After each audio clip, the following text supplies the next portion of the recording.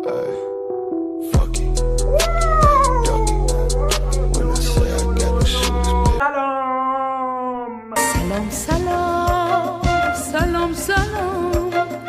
چطورید بچه‌ها؟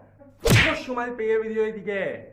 توی این ویدیو قرار بریم یه سری از ورزشکارا رو ببینیم که به یه جایی رفتن.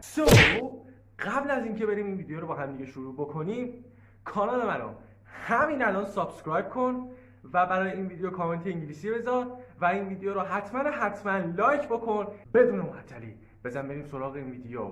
Let's fire.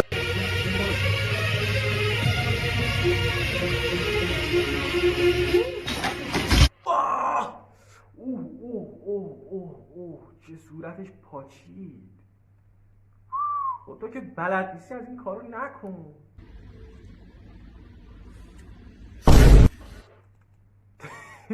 وزنه به اون سنگینی خدا وکیلی خیلی سنگینه، ولی اینجاست که میگه ریدی ولی آقا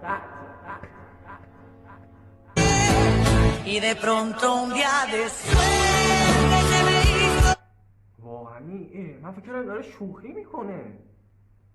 جدی رفت تو صورت طرف. حالا مواظب باش جای دیگه نه.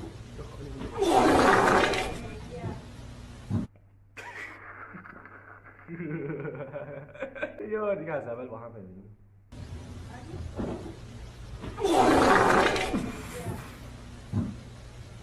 دیگه باشگاه نیاد دیگه، ترکوندی بابا.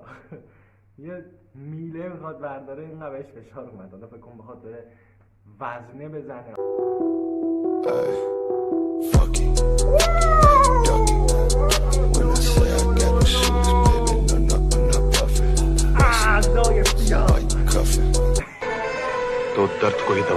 دمش گرم. خیلی سخته بخوای با وزنه پشتک بزنی. اون داشت اون یه میله برداشت بعد این با وزنه یه پشتک هم زد. خیلی سخته.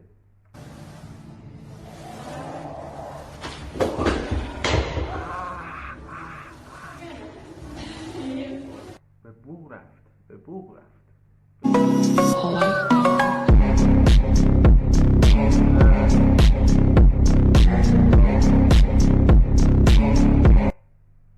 خیلی سخته آخه اینطوری. What's up? You wanna go, bitch? Yo, you wanna go? Bitch? Come on, bro. Come on, bro. Come.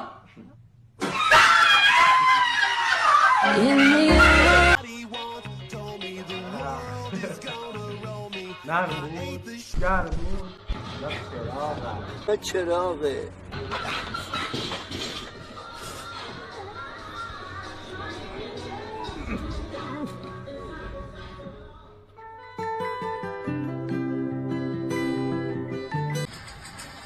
اسم این حرکتی.